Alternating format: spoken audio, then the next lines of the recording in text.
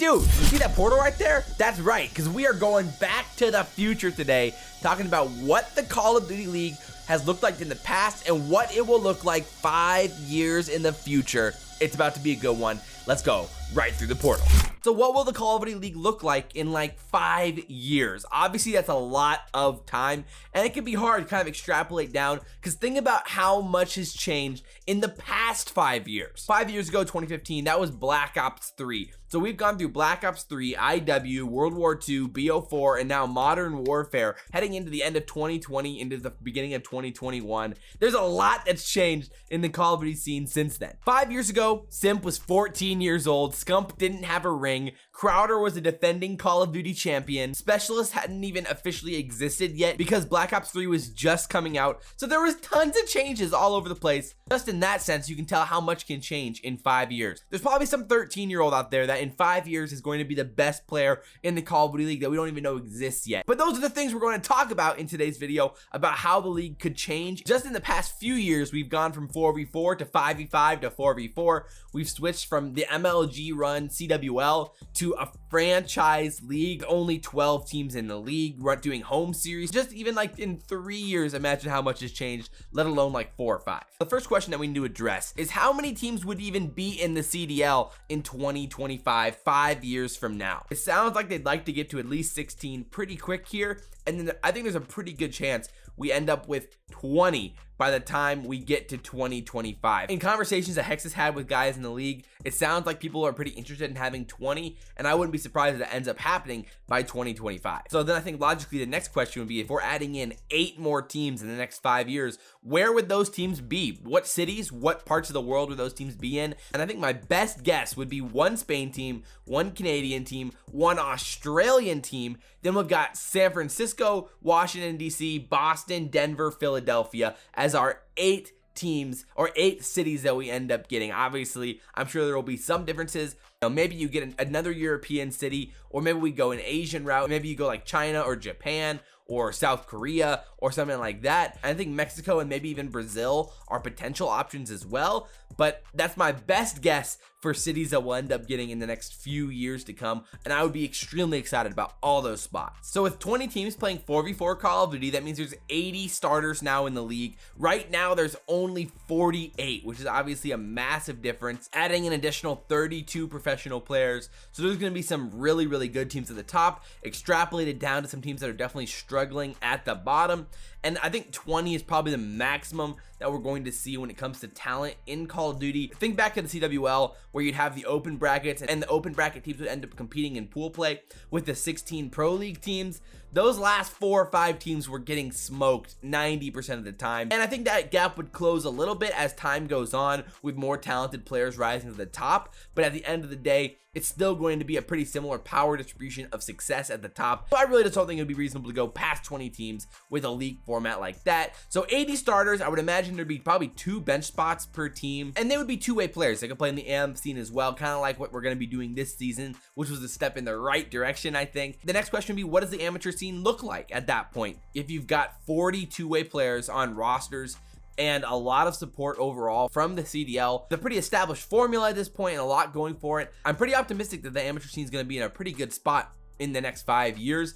I think at this point it's going to have its own league, formatted similarly to the old CWL, where you have the top 16 amateur teams in challengers points, aka pro points, who qualify for seasonal league that are competed on LAN at the home series events, or how that's going to play out in the same place where the pros are playing. They're going to be playing their sort of league tournament format as well, so it'll create for a really fundamental path to pro process for the amateurs to get into the CDL and work their way up to substitute spots for the 20 CDL teams. At that point, there will be a new generation of kind of established amateur orgs that have been in the amateur scene for a while, developing talent and probably selling a lot of that talent to the CDL. So what they'll do is they'll sign those amateur players that are really talented, those 16 and 17-year-olds, to some sort of contract, and then they'll be trying to sell and flip those players to the CDL teams when they turn 18 to be able to play in the pro league. And that's how the amateur scene is going to kind of develop and make their money, because it's a 20-team CDL format. So hopefully at this point, the amateur scene would have its own web of creators and casters and a really nice formula and setup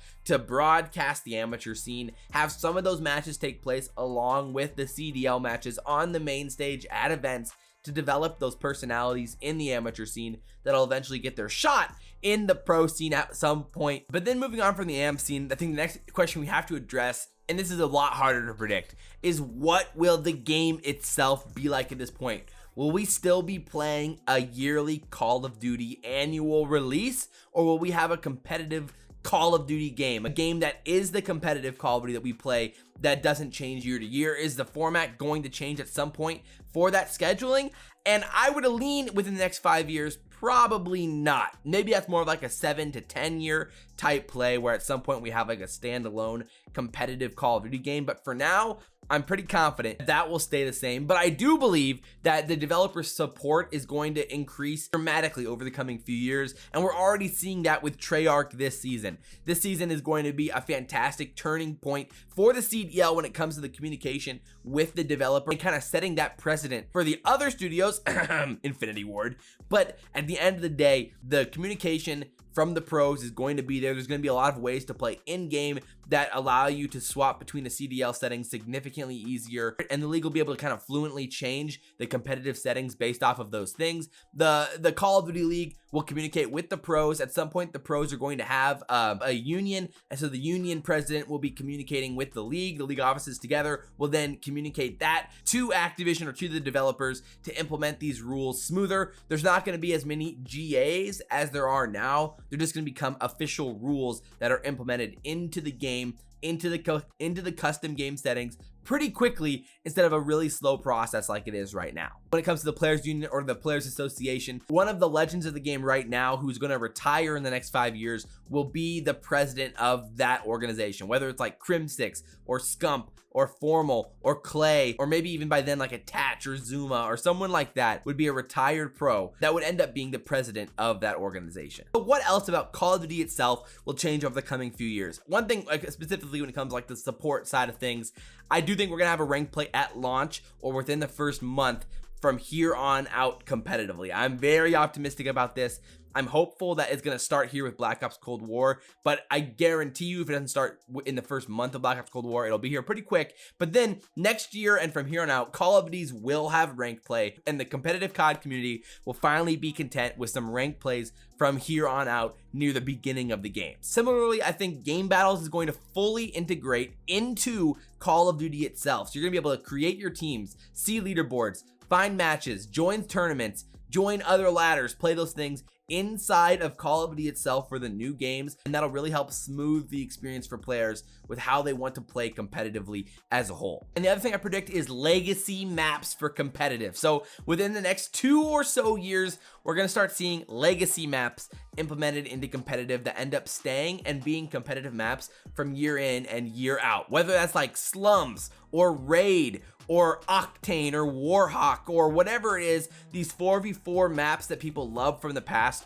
are going to come back and stay as competitive maps in 4v4 as long as the games maintain similar movement styles, like not jetpacks or things like that, or at the least we're going to have consistent throwback maps in competitive year in and year out from here on out. So that might qualify as like a bolder prediction, but it's something that I think would be really dope and I think could actually end up playing out. I'm liking that idea heading into the future for Call of Duty over the next 5 years. So earlier we briefly mentioned the players, but I guess the big question is what players are still going to be around, which players are going to retire, move on to streaming, who's going to be left? And I mean, think about that, man. 5 years ago, I don't think any of us would have said that Clayster would still be playing in 2020. Not only playing, but winning Call of Duty champs in 2020. That's nuts. I mean, think about that. Fast forward 5 years though, guys like Attach, Octane, Frosty, Skrapz, Wuskin, Zero, Decimate, Zed, Slacked are all the same age as Clay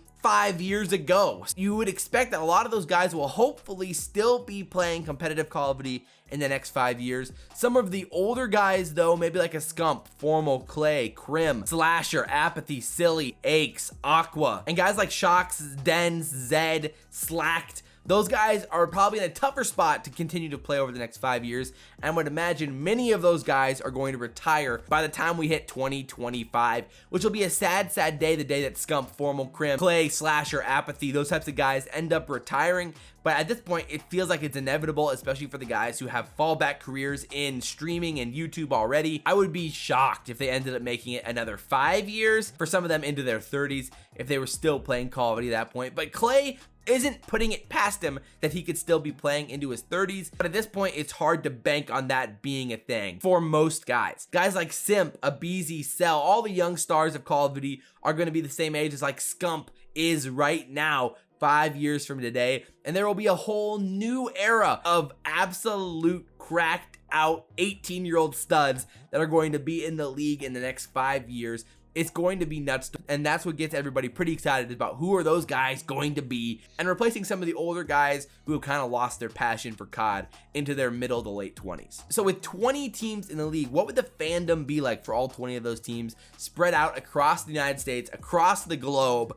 Where would the fandom be? And I would still expect in the next 5 years that Faze, that the Huntsmen, and that Dallas Empire are still the 3 most popular teams in the league. It would take a pretty big turn of events, I think, for that to be the case. It would take Scump and Formal retiring, Envoy going separate ways, basically these full-on rosters to break apart for them not to be the most popular teams in the league in the next few years. But all things considered, I would still expect basically all of the popular teams today to still be the popular teams in the upcoming 2, 3, 4, 5 years down the road in the Call of Duty League, unless something crazy happens and there's a phenom that is rising from the ashes, or Simp starts creating a ton of content on YouTube, or some of these stars, these young stars, really start dominating in a content game. I don't expect things to change that much very quickly over the upcoming few years. So the final thing I want to talk about is, what would the broadcast, the coverage, and the content look like around the league?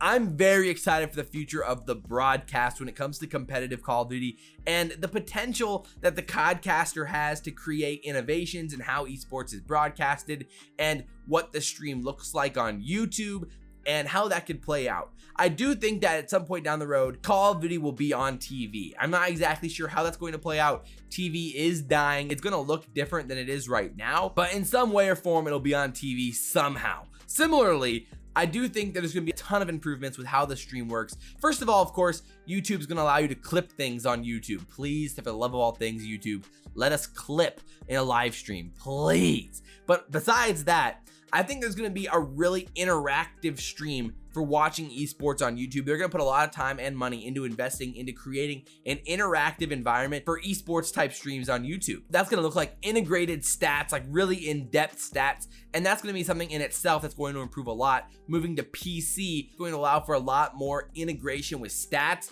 and the broadcast as a whole. Stats like players' accuracy, like heat maps of where they're running, heat maps of where they're shooting, easily accessible stats of where on the map certain teams are throwing certain equipment, or how often equipment's being used per minute, or really in-depth stats like that for how effective teams are at using equipment and using abilities or perks or dead silence or whatever it is, and however field upgrades or whatever the stats are. It's going to be significantly more in-depth 5 years down the road, to say the least. Similarly with the stream, I think they're going to finally be able to have those POV switches from the user ourselves. So we'll be able to choose, like, okay, do we want to watch Scump? Do we want to watch Formal? Do we want to watch Crim? Do we want to watch Shotzzy? Do we want to watch Simp in this match? Or do we want to watch the overall broadcast? Can we split screen it? Can we do picture in picture for both? There's going to be a lot of different things. It's going to allow the viewer to have a lot of flexibility in the future of the broadcast for the CDL. And I wouldn't be surprised if there's like a VR such augmented reality style stream where you can basically watch the stream as if you're sitting inside the arena at the LAN event. That's probably something that's going to be pretty common with all types of broadcasts, especially esports down the road. And content wise, I would imagine all of the popular teams are putting out a ton of content as entertainment content, because all the players are going to be living in their home cities at that point. So they'll be moving there, creating the content as a player. All of the popular teams will have significant content streams for our entertainment at that point, and there'll probably be documentary series by the CDL about multiple teams each year, like what we saw with the campaign and the Huntsmen this year. That was dope, and I would imagine we're going to see a lot of that in the coming few years down the road as well. So of course I wanted to talk about the potential move to PC and how that's going to play out in the future. So right now we're using only a PC with a controller. That's all that's allowed.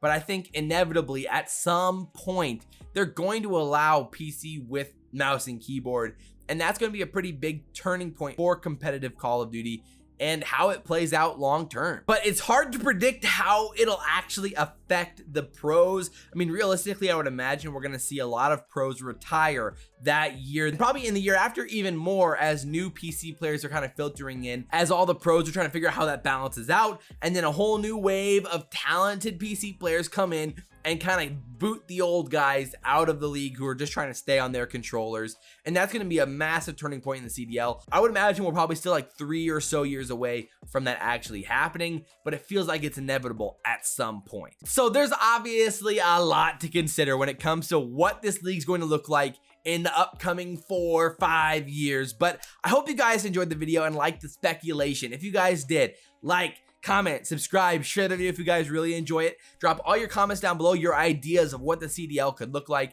and what pros are going to be dominating still 5 years from now. I would love to see what you guys have to say and where your thoughts are with that. But as always, guys, I'm your boy Abezy, and we will see you next time. I'm out.